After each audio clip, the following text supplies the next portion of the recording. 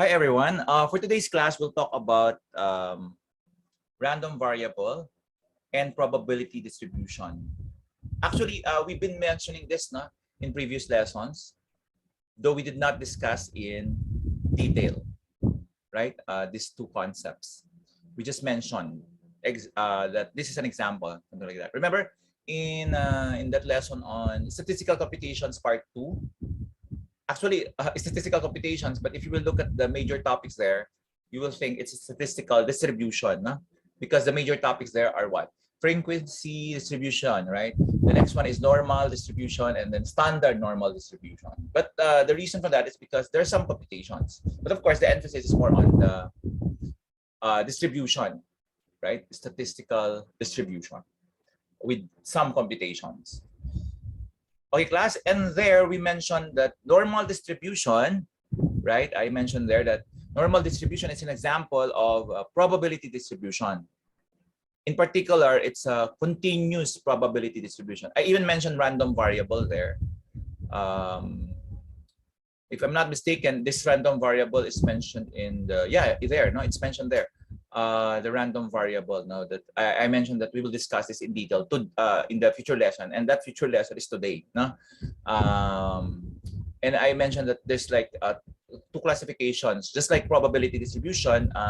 We have a continuous random variable and discrete random variable. Similarly, for probability distribution, we have continuous probability distribution and discrete probability distribution. That's why I mentioned that normal distribution is an example of not just probability distribution, but an example of a continuous probability distribution. But we did not discuss in detail, right? I just mentioned that we will discuss the details today, okay, in the future lesson, which is today.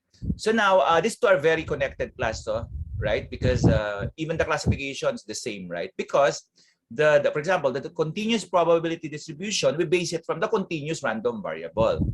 The discrete probability distribution, we base it from the discrete random variable. Okay, class? So that's why they are connected in that way. And besides, we cannot get the probability distribution if you don't have the random variable. You cannot get it. You'll understand that later when I give you a particular example.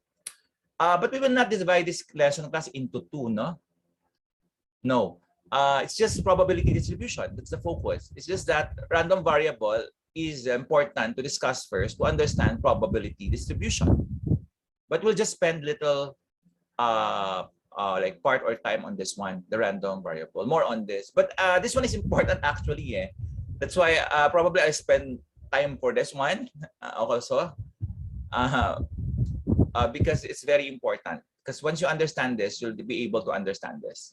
Okay, so I would say in the module or in the PowerPoint presentation, more slides are given for this one probability than random variable. However, it's implied already that when we talk of probability distribution, we're talking of random variable.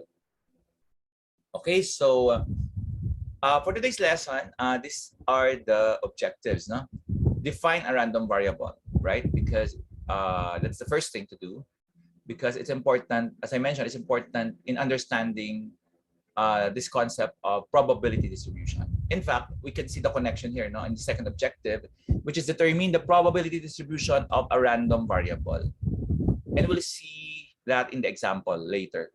Okay? And then distinguish a probability mass function from a probability density function. Since you already know that, even in the previous lessons, I already mentioned to you that, which I repeated also today, that we can classify random variable as continuous and discrete, probability distribution as continuous and discrete. So it's okay for me to mention to you now in advance that when you talk of probability mass function,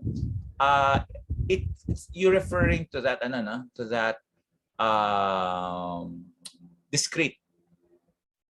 No? We're referring to the discrete. Okay? And then when you talk of probability density function for continuous. Excuse me. But for the details, let's look for that inside.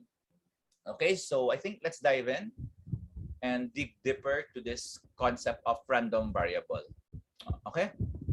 So what is random variable? A random variable is a numerical description of the outcome of a statistical experiment. A random variable that may assume only a finite number or an infinite sequence of values is said to be discrete. So there is the definition of discrete random variable. Whereas the continuous, one that may assume any value in some interval on the real number line is said to be continuous. So this one is for continuous random variable. Okay, but we'll have an example to understand this better. So for the example class, instead of using a software or a website, we'll use a book. Okay, so let me show you the book now and the author of the book for copyright purpose. So this is the title of the book, Business for Contemporary Decision-Making Statistics, 6th edition by Ken Block. Okay, class. So let's go to the table of contents. So that in a way, you will see the context of what we're talking about. Okay, as I mentioned, my focus more on the context, rather than the details. But of course, we'll discuss some details. But since we cannot discuss the complete details, so I'd rather focus to the most important, which is the context. Okay, but if I know that we have a lot of time or we have more sessions to go, then I can go to the details. Okay, so the context is more on to motivate you for independent study, because that's the only possibility for you to know the complete details. So, but it depends on you. Okay, on your motivation. Okay, class. So then wireless sense. Okay, so let's look at the content. So this one is like not yet detailed. We will see later the more detailed content of this. So this is like the context, distributions, probability distributions, but mention sampling, but we will not discuss sampling distribution here. Just these two. Discrete, when you say discrete distribution class, it's understood you're referring to the discrete probability distribution. It's understood. The continuous distribution, we're referring to the continuous probability distribution. And it's also understood that when you talk of discrete probability distribution, it's associated to discrete random variable. And because you cannot get the probability distribution if you don't have the random variable. So hence, you cannot get the discrete probability distribution if you don't have the discrete random variable. Similarly, for the continuous probability distribution, you cannot get the continuous probability distribution if you don't have the continuous random variable. That's why it's important that we understand the two concepts first, the discrete random variable and the continuous random variable before digging deeper to the probability distributions. Okay, the discrete probability and the continuous probability, respectively. Okay, class. So let me click this. When we click this, we'll get some details. Not yet the content, but some details about this context. So let's go there. It's not showing. So there. Did you see it, class? So in other words, chapter 5 of this book will talk about discrete, all about discrete. And then chapter 6 of this book will talk about continuous distributions. Okay, up to this. Okay, but you notice, class, for this one, for this book, you see already as examples, examples of discrete probability here, binomial, boson, hypergeometric. In fact, class, the binomial, we already mentioned that, right? The binomial.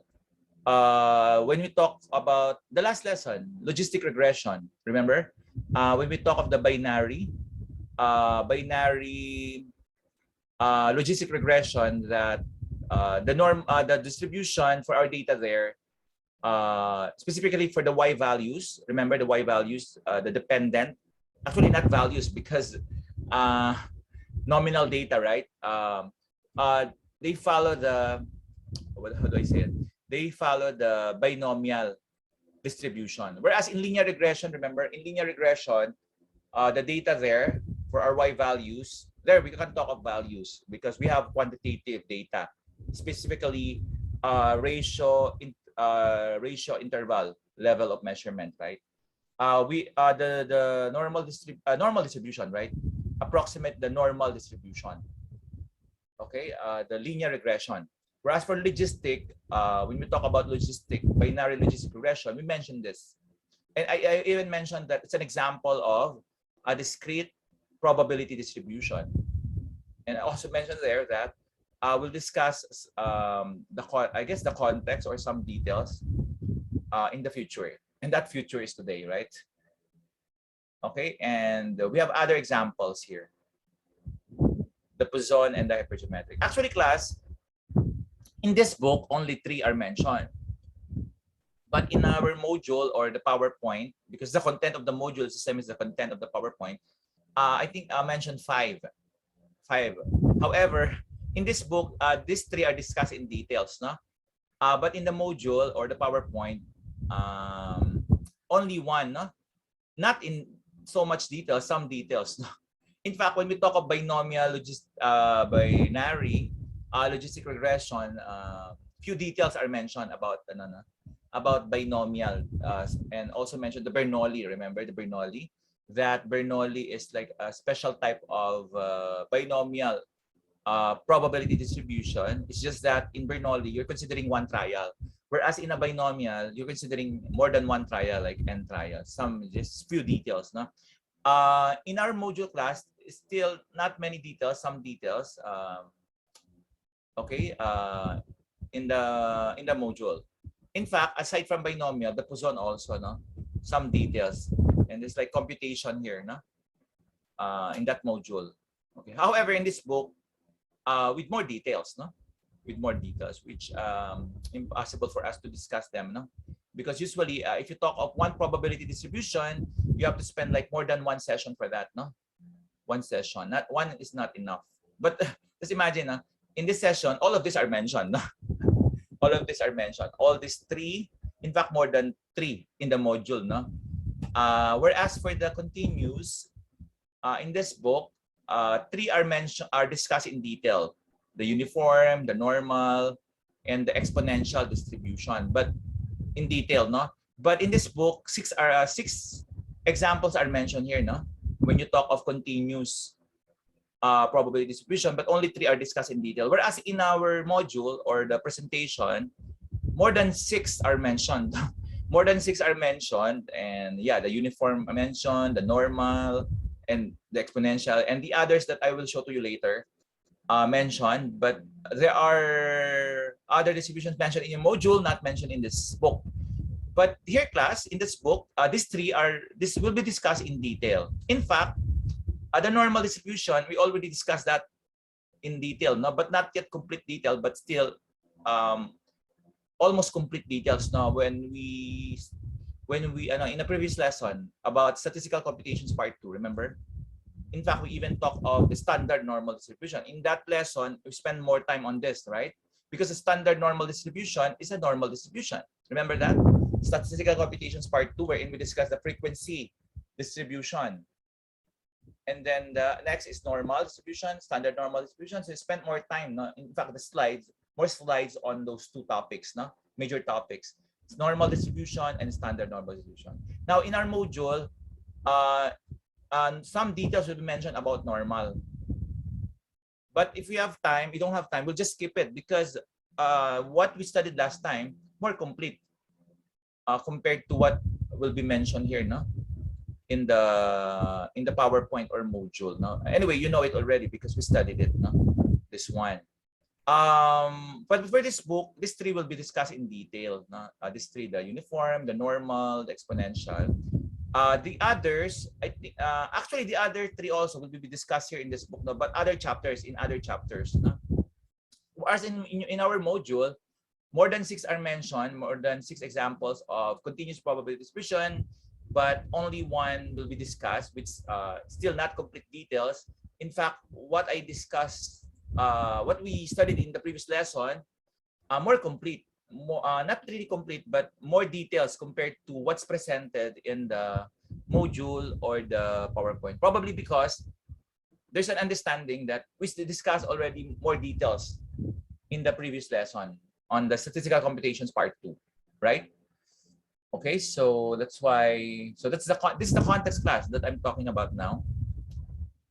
Okay, so because before I dive into the random variable, because you know it's supposedly random variable, but you cannot see the random variable. Because as I mentioned, it will be like a small part, but very important. No, like some pages will be spent.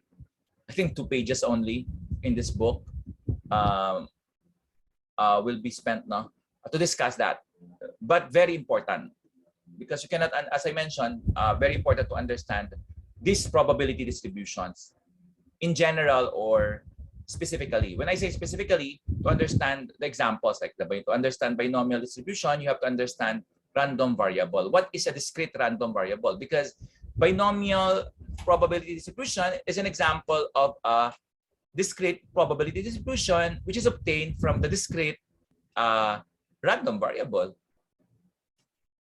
Okay, so that's the reason it's important to discuss that first, though a little time on that only. Okay, class? But before I discuss that, I want to connect first to this one so that you know where we're headed. No, we know that we're discussing that random variable because we're headed in understanding this different probability distributions. No? These different probability distributions, whether referring to the discrete or continuous. Okay, class. So I think enough with that. Let's go to some details now. So let me click this. I think not yet some details, still some more about, let's add more to the context. Okay, this one tells you that this unit here, or where you can, I don't know, you see the 2 chapters, no, discussing the discrete and continuous respectively, introduces you to the concept of statistical distribution. And this is statistical distribution actually is the thing that I mentioned, the statistical computations part 2, it's more like a discussion on statistical distribution, right? I mentioned that, the statistical computations part 2. Because if you look at the major topics, indeed, statistical distribution, because frequency distribution, normal distribution, standard normal distribution. Okay, so it's just that there's some computations, that's why we just entitle it statistical computations part 2. But the emphasis there is statistical distribution. So for today's lesson, we'll know the context, no, of those statistical distributions that we studied in the previous lesson regarding that one, statistical computations part 2. Okay, so as mentioned here, in layman's terms, a statistical distribution is a numerical or graphical depiction of frequency counts. No, we did that in that lesson, right? The numerical or graphical, the histogram, right? Because we have there the frequency distribution table, right? And also the relative frequency distribution table. Okay? But for this one class, for today's lesson, the focus is on the probabilities. The statistical distribution, which have to do with probabilities.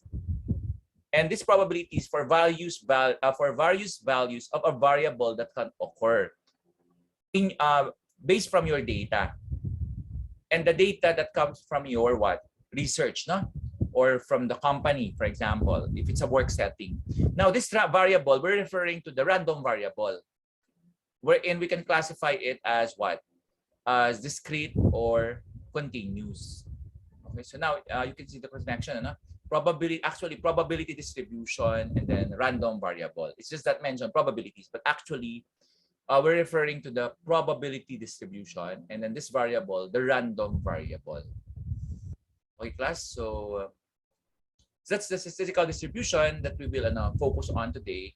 But you will realize also, let me tell you in advance now, that it's similar to the relative frequency distribution table that we studied in the previous lesson. And you will see that later in the example. Okay, class? So let's wait for that example. Let me just continue this one. Distributions are important because most of the analysis done in business statistics, but of course not only in business, right, are based on the characteristics of a particular distribution. That is why, class, in your study or in your future research, it's important that you'll be able to identify your data, what distribution is connected to your data.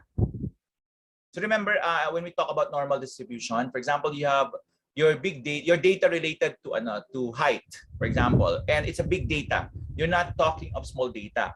There we know that if you have a big data of height, what does it follow? It follows the normal distribution, right?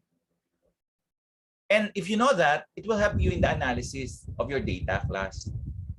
Because there you can use the probabilities, right? And these probabilities, you can get it from the table. It's a standard normal table. Remember the standard normal table that we discussed in that lesson, right? And of course, as I mentioned, there's a formula. But of course, in your future research, you don't have to compute for it and use the formula to compute for the probability. In fact, you won't bother to use also the table, no? Better the software, no? To compute for this one, no? The software. Because even the tables cost will not be complete.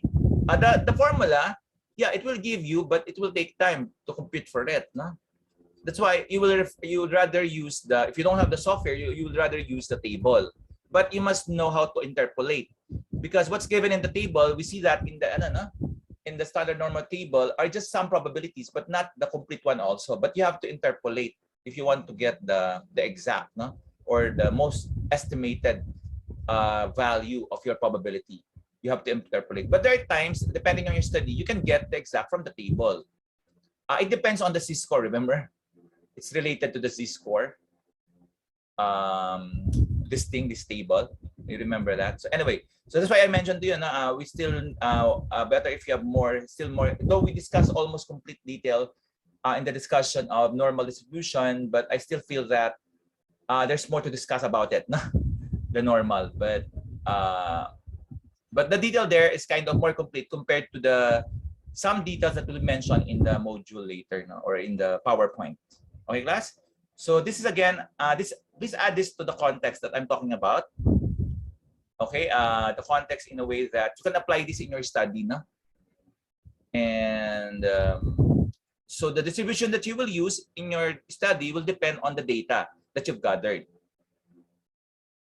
Okay, if you know all this, the details of all these probability distributions, you will understand what I mean. Very important in the analysis of data. Okay, so I think enough with that.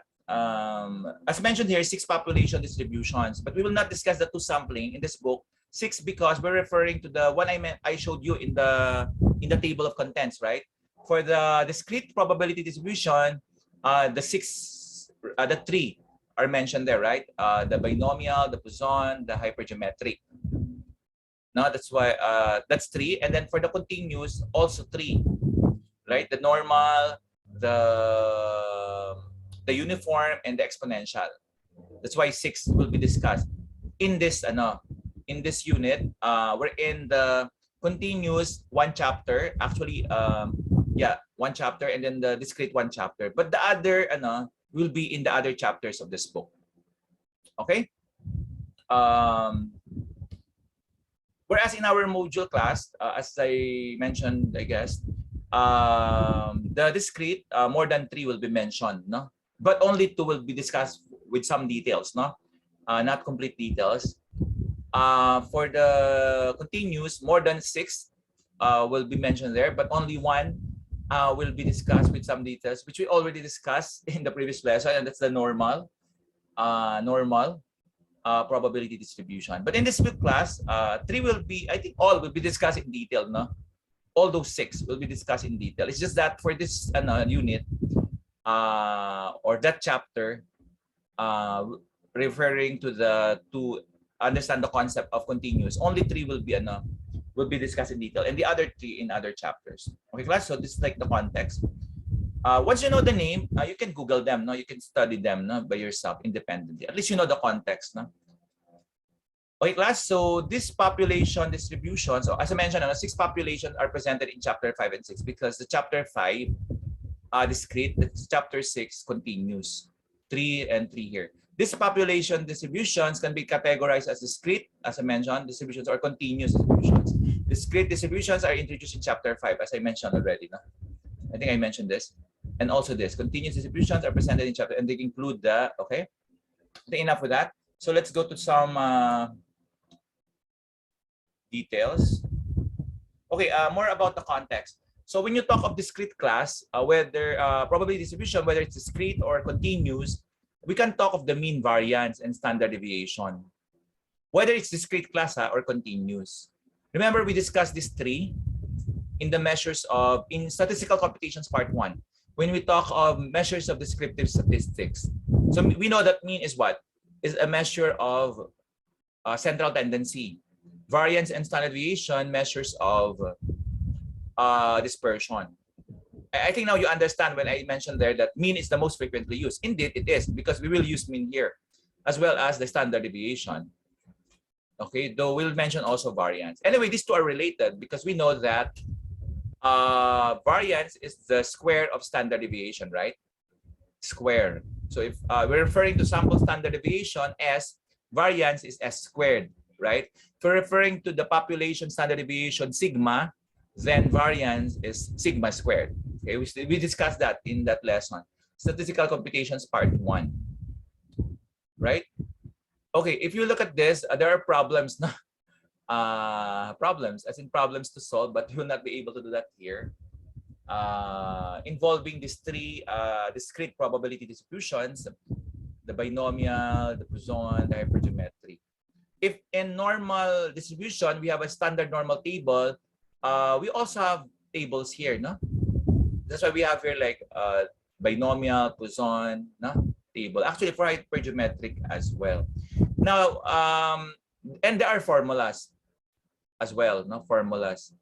Because if you will not use the table to get the probability, you will use the formula, right? But you will agree with me that it's better to use the binomial table or the table than the formula. And you will agree with me that it's better to use, if you have the software, to use it than these two, right?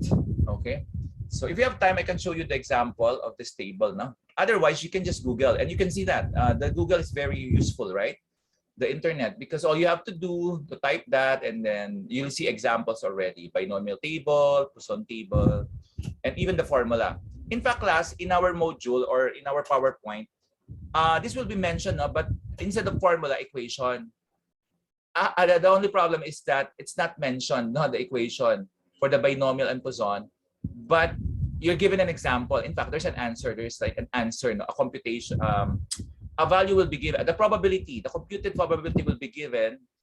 But if you have time, we can verify the probability. No, but at least you know the context, no, of that that number. No, that it's obtained because using the binomial formula or the Poisson formula. So if you don't have time in discussing that in detail, okay, all you can do is Google the binomial formula. Or if I don't have time to show to you the formula here, probably in the free session, I can do that. But I expect that you already did your independent study, no? So you have an idea already of what binomial formula is, Poisson formula, because they're not indicated in the module, no?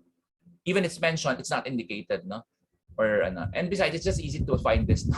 Just Google, no? You will get, and apply the formula in the problem. And verify, or that's your activity now. Verify if you will get that value given in the module or in the PowerPoint. Okay, so so that's the context, no? So that when you see that number, even if I discuss in detail, you know the context, no? You can do it yourself. You can do it independently.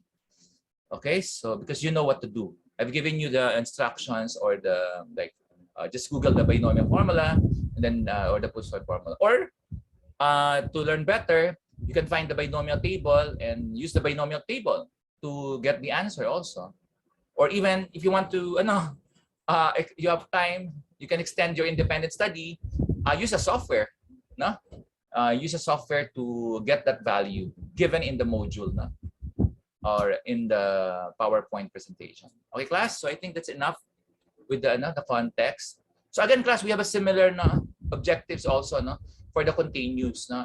If we talk here of formulas, table, or software, we can also talk of this in continuous. Okay, in continuous, in chapter 6. I just don't know if we have time to go to that, but so that's why I'm telling you in advance now, just in case we don't have time, at least you know that the context also for the continuous, meaning we have this also. So we have also mean variance, standard deviation of the continuous. In fact, this will be mentioned in the module. So I guess that one I can mention, I can show you, no, in the module. But I cannot pinpoint here anymore here in the book now because it's hard to scroll down, no, and no time to also though look for the pages. Okay, so I think that's complete now, the context. Let's go to the details, and that is the random variable. Okay, so this one, class. Okay, random variable. Though we already mentioned a definition in the PowerPoint, right, of a random variable. So this one is another definition from the book. A random variable is a variable that contains the outcomes of a chance experiment.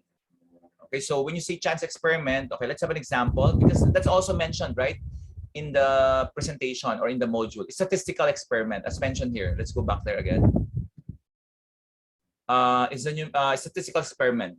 So let's have an example of this experiment. No, it's a numerical description of the outcome of a statistical experiment. Now I'm ready to discuss this one because I've already completed to you the context, no, to understand these details now, no. But again, not complete details, some details.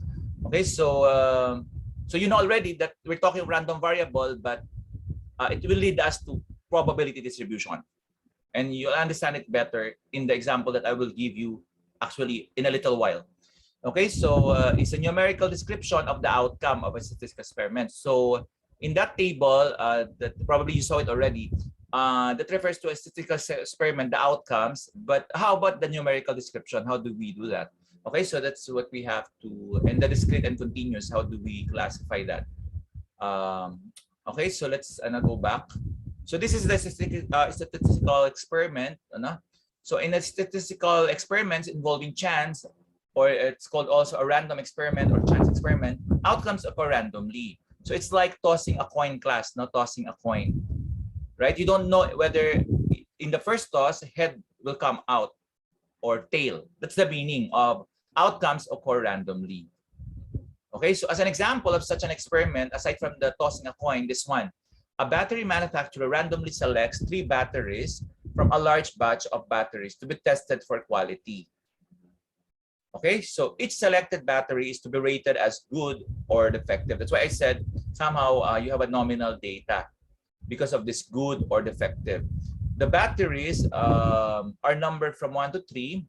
A defective battery is designated with a D, and a good battery is designated with a G.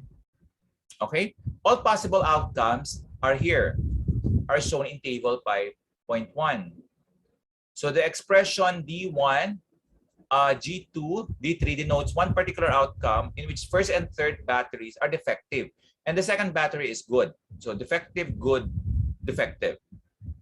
Okay, so if in tossing a coin, you only have 2 possible outcomes, head or tail, which is kind of nominal, right? Nominal data. Here, class, we have 8 outcomes. Though we base it from good or defective, but from this experiment, we have 8. Okay, so because we have here what's this experiment? Selecting 3 batteries, no? It's not like tossing a coin, no? Tossing a coin, head or tail. That's why 2 outcomes. This one is selecting 3 batteries. It's not really like you will get good or defective for an outcome, no? No, because this one will the outcome should be based from the experiment. The experiment is statistical experiment, selecting 3 batteries from a large batch of batteries. Okay, but this good or defective, it has to do with the battery. If we're talking of getting 1 battery, this can be an outcome, no? Good or bad. But we're talking of 3 batteries in a succession, no? From a large battery. That's why the order matters, because in succession, the order matters. So these are the possible, no? In your first, you select first battery randomly, right? You may get good. The second selected battery, good also. The third, good. So all are good. And the other possible outcomes here, no? Defective, good, good, good, defective, good. And the subscripts will tell you the first battery to be selected, right? Or to be the second battery to be selected, the third battery, the subscripts, no? Okay, so I think you understood the notation. So all in all, we have 8. Question now is, how do we know whether this is discrete, whether we'll get a random variable here, which is discrete or continuous, no? How do we know that? Okay, to find out, class, let's go back to this later. But for now, let's have another examples. For example, suppose an experiment, so a statistical experiment also, is to measure the arrivals of automobiles at a turnpike toll booth during a 30-second period. So the possible outcomes is that 0 car, 1 car, 2 cars, and cars. So these numbers 0, 1, 2, n are the values of a random variable. So in this experiment, what is the random variable? The number of cars that will arrive at a turnpike. The number of cars that will arrive at the turnpike. So the focus, though it's mentioned here measure, but the focus is more on counting. Nah? You're like counting the number of cars, no, that will arrive at a turnpike. So the random variable is the number. That's why we get values. No? These are the values of a random variable. Now the other example, let's have another example. Suppose another experiment is to measure the time between the completion of 2 tasks in a production line. So the values will range from 0 to n seconds. These time measurements are the values of another random variable because the random variable here is the number of seconds, right? Between the completion of 2 tasks. So it's like in a random variable, you have to define it well, no? You have to represent it well. It should be a well-defined random variable. It's like a well-defined set, no? Well-defined random variable. So we're talking of the number of seconds because we use seconds. So the number of seconds between the completion of 2 tasks, okay, in a production line in a way. Okay, so now we can see, no, somehow that there is a difference, no, between the two when it comes to the numbers, no, the values. Here, you notice we don't have decimal numbers or fractions. We only have whole numbers, including 0. That's a whole number. Whereas for this example, the other random variable, it's possible to have a decimal, right? Or a fraction. In effect, it's kind of, we're dealing here with a real number. So when you say a real number, we can deal with fractions or decimals. Whereas when we talk of whole numbers, we don't talk of fractions, right? Because a fraction, right, or decimal are not whole numbers. So that's the main difference, class, between the two experiments. In fact, it tells you also the difference between the two classifications of random variables, which are the discrete, because this one, this experiment on the number of cars is an example of the, or will give you a random variable that is discrete, or will give you a discrete random variable. Whereas the other example on the number of seconds between the completion of 2 tasks will give you a random variable that is continuous, or a continuous random variable. Okay, that's why in the presentation class, in the PowerPoint, you notice it's mentioned here, though it's not mentioned the whole number, but it's understood, no, a finite number. Okay, even though it's infinite sequence of values, but the numbers are finite. So meaning there are whole numbers. Okay, so that makes it discrete, the random variable. Whereas in the continuous, you notice the word real number, no? And in some interval. So we're talking of interval, no? On the real number line. So possible to get a, what do you call this? A fraction or a decimal number. So in other words, you can associate the values of a discrete random variable to a whole number, whereas the values of the continuous random variable to real number. Yeah, you may have, yes, you may have whole numbers, but there is a possibility for fraction, decimal, because you're talking of real numbers. Whereas in a discrete random variable number, since we're talking only full numbers, there's no possibility that you will get a fraction or a decimal. Okay, I think that's very clear now. The concept of random variable as well as the difference between the two. However, let's go back to the example, because this one is also important. Because this one, class, gives us the data, no? Because this one is the data is not given, no? Just like only the results, the values already, no? Here, class, what we will do, based on the data, we will get the values of a random variable. In reality, this is what you deal with. No, when you do feature research, this is what you will get. No, not immediately these values. No, you will not get this immediately. I mentioned this so that you can distinguish easily or immediately the difference between the discrete and the continuous. However, in your future research or in a company where you will work, if you get involved in this kind of work, what you will really get first is the data. Okay, if you want a good result, big data. Okay, we will deal with. That's why we will not do it manually. We need the software for this. No, in fact, we will not list down the outcomes. No, for big data. Just this one is for I don't know, for discussion purpose. That's why we have this. We can see the outcomes. But actually, if you're dealing with big data, it's not as small as 8 outcomes. No, this one 8. Okay, this one is for illustration purpose only. Okay, guys. So that's the context again of this example. No, for your future research or in a work setting, no, you will deal with more data than this one. Okay, but the principle that we will discuss in this small data will apply to those big data. Okay, class. So how do we get the random variable? Because it's not mentioned here, the random variable, right? Though here it's mentioned the experiment, but the problem here is the data, where you base this random variable and these values. Okay, and that's what we will do now here. Okay, so what will be a random variable? Because in a data class, possible you have more than one variable.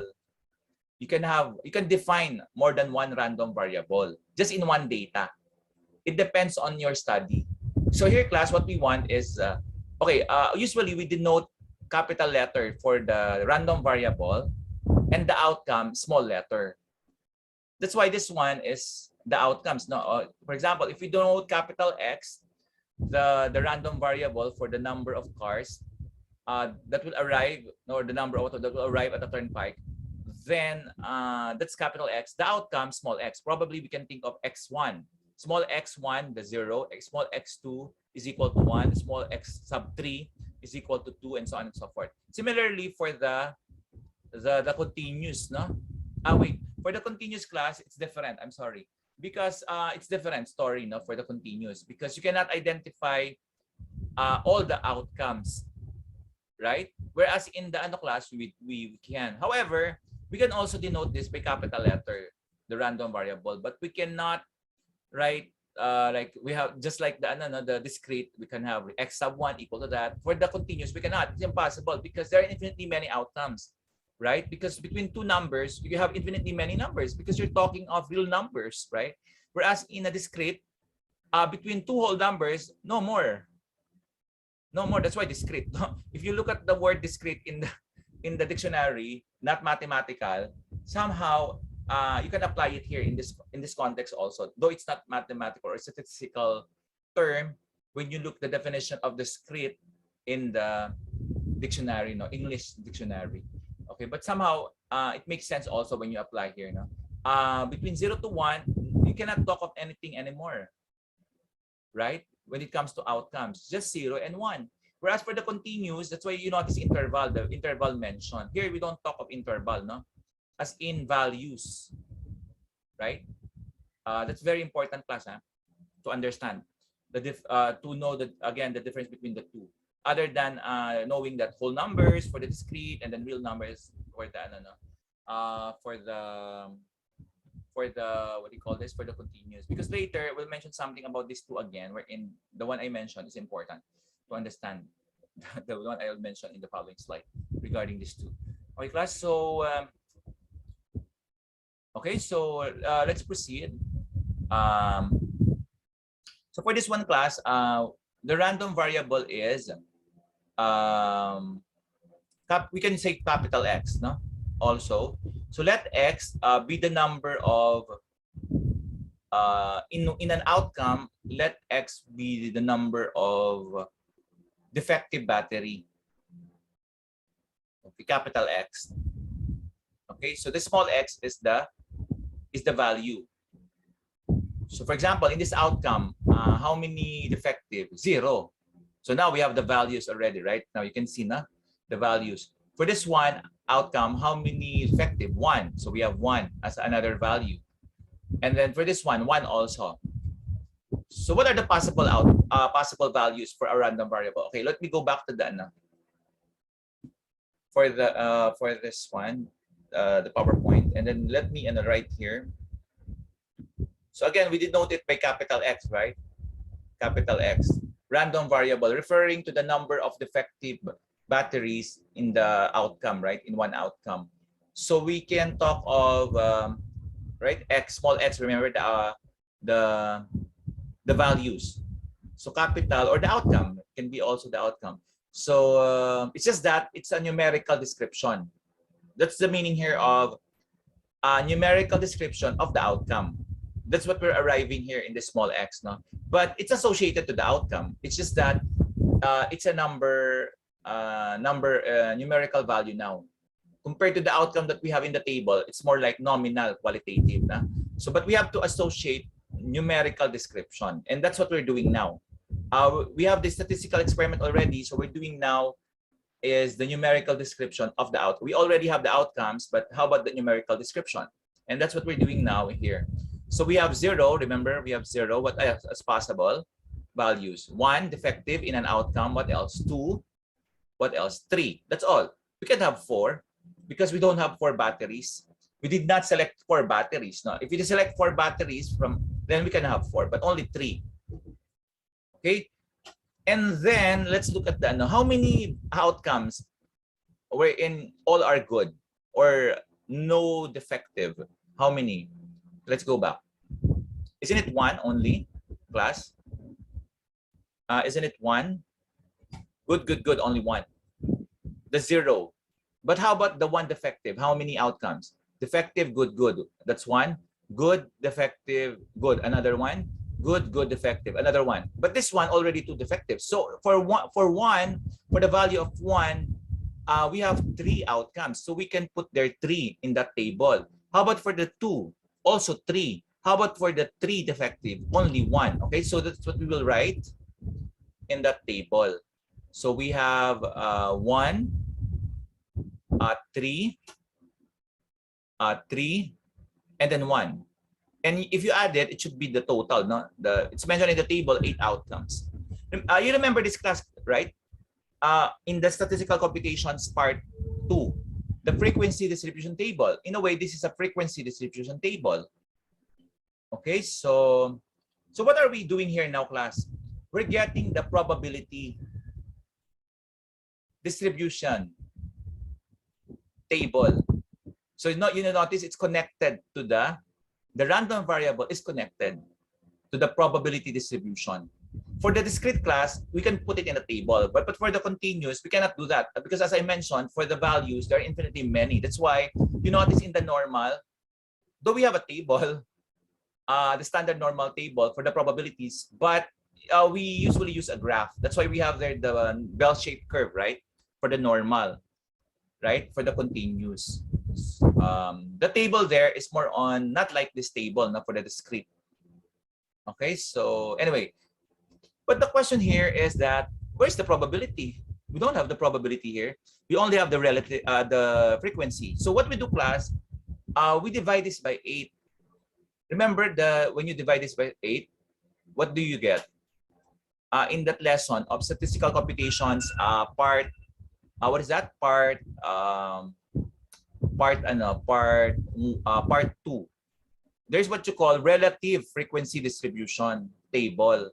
In fact, this is a relative frequency distribution table. That's why, in a way, we can talk of probability similar, no? Probability distribution, no? Table similar to a relative frequency distribution table. Okay, and we denote this by P of X, no? P of X, small x. So the probability of a specific value, no?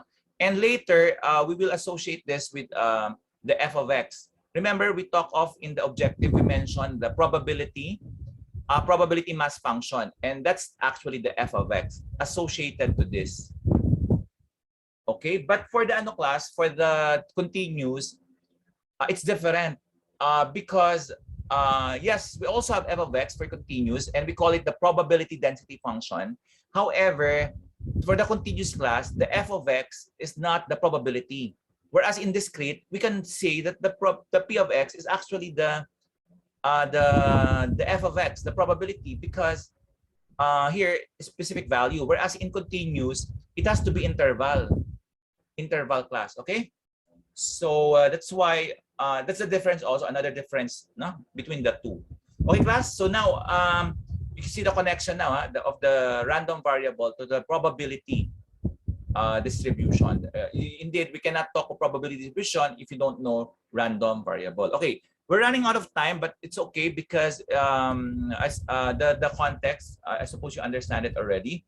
So this one class, just more example of the discrete, no, or the continuous. No need to go to this one. In fact, if we go to the book, it will also show you more examples, but I won't discuss it in detail anymore because you already understand the difference between discrete random variable and the continuous random variable. Usually, if you want a discrete random variable, be sure you have the usually people, no, because you cannot have like 1.5 people, no, and then the continuous. Usually for the continuous class, measurement, no, like the weight, you measure length, no, or volume. Whereas for the discrete, usually counting. But you have to put this in context, class, again. We get the random variable from our data, from our raw data. And that's what I showed you in the example, no? That we get those random variables from the data. And the probability distribution, you get it from your random variable. And that's what I showed you in the right? In the PowerPoint, no? The same applies for the continuous, no? It's just that the only difference for the continuous class is that we don't graph. When we talk of the class, random variable, there we associate it with a graph, not so much on the table. The table will be discussed in the continuous when you talk of, like, for example, the probabilities. Instead of applying the formula, use the table. But this one class, the table that we have here, it shows you all the outcomes, no? Possible because they are discrete, no? Possible, finite, right? Possible to show that. Whereas in a continuous, not possible because between 0 and 1, there are other possible outcomes. In fact, infinitely many. That's why you can only use a graph there. Okay, but my point there, class, is with the given random variable, that's where you will get your probability distribution. But the random variable you will get from your data. Okay? Similarly for the continuous. Okay, so that's important to realize, nah? And that's also part of the context, class, because yes, you understand this, but where do you connect this, right? Where do you connect it? Now you know where to connect this. You connect this to a random variable and the random variable to your data. Okay, so now let's proceed. Now when you talk of discrete, no? We can apply these two properties. Actually, also for continuous, no? We have similar properties. So the f of x is mentioned here now, which is actually referring to the probability mass function. No? There it's mentioned, no? Probability mass function. And this probability mass function is actually the probability, the p of x. Whereas in the continuous, it's not. We have an interval. So non-negative, we see that in the table, right? Did you see that in the table? Non-negative, right? And also the one, we see that in the table for the discrete. Okay, now for the this one, we have also 2 for the class. We also have 2 for the continuous. I explained this already. No need to explain this more. No need. Because as I mentioned, for the discrete, specific value. But for the if you talk of probability, we can get the probability of the specific value.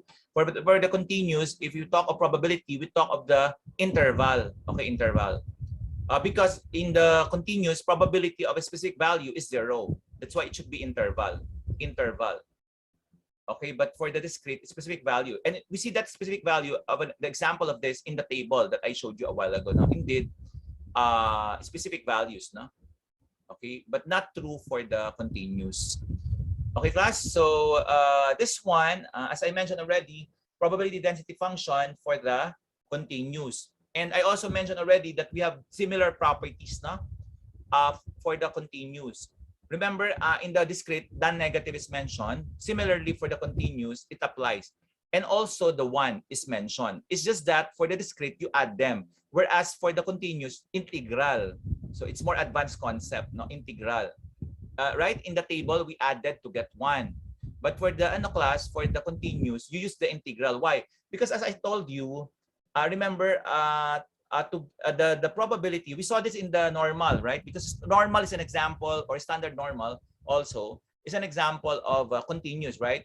We associate probability to the area, and we see that in the normal curve, right? In the standard normal table, right?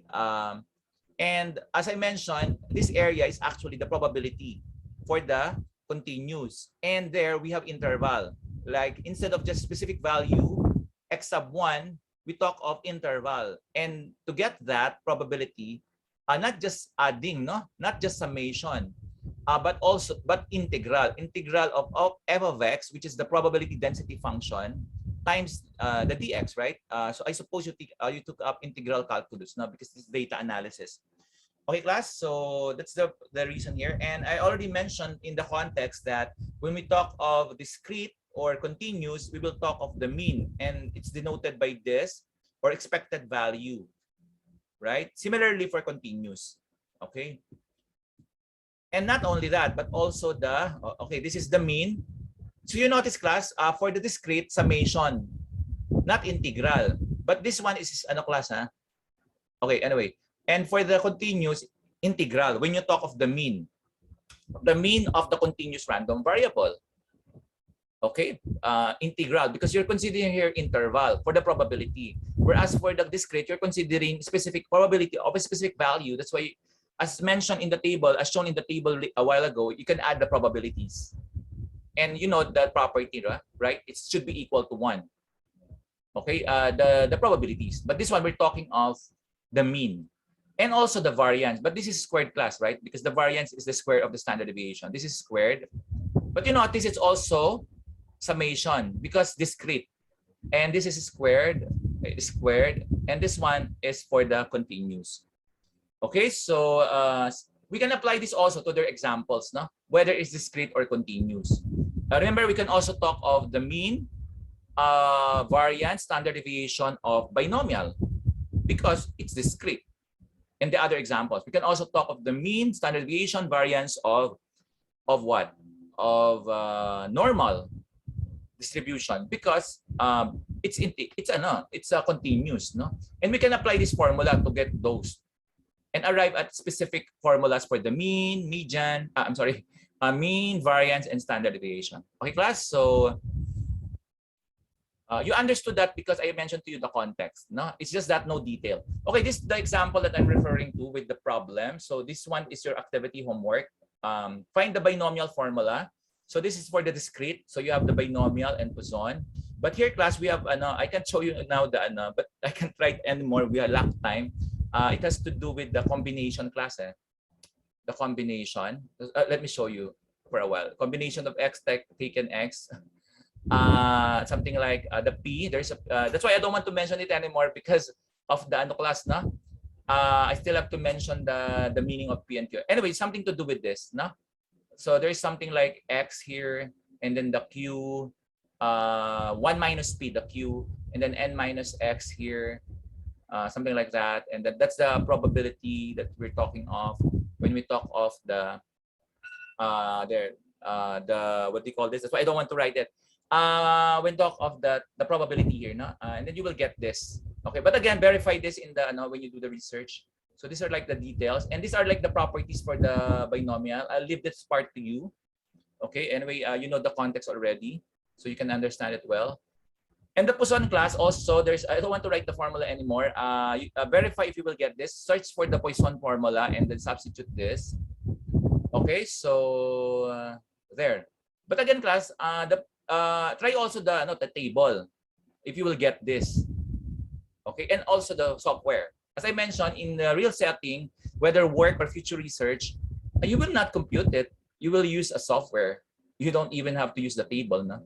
But if you don't have the software, you can use the table, but do not use the formula. But it's good to understand the formula so that you can appreciate the table and the software, right? Okay, so So there, normal. So again, no more time, but again, the one we discussed last time, more complete details, no? Compared to this one. Again, this is an example of a continuous distribution. Okay, you notice the standard is mentioned here, the standard normal, which we already discussed. Okay, class, and you know already the normal table, right? The normal table.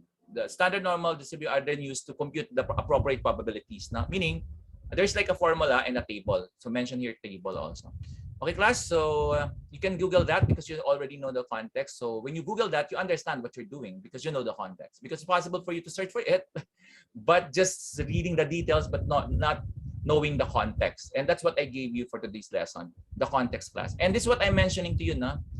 Mentioned about other examples of the script. I mentioned to you that in the book, well, we mentioned like 5.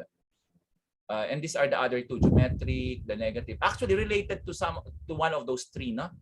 Notice this one is binomial, no? It's kind of related to that. So anyway, for the continuous, as I mentioned, like more than no?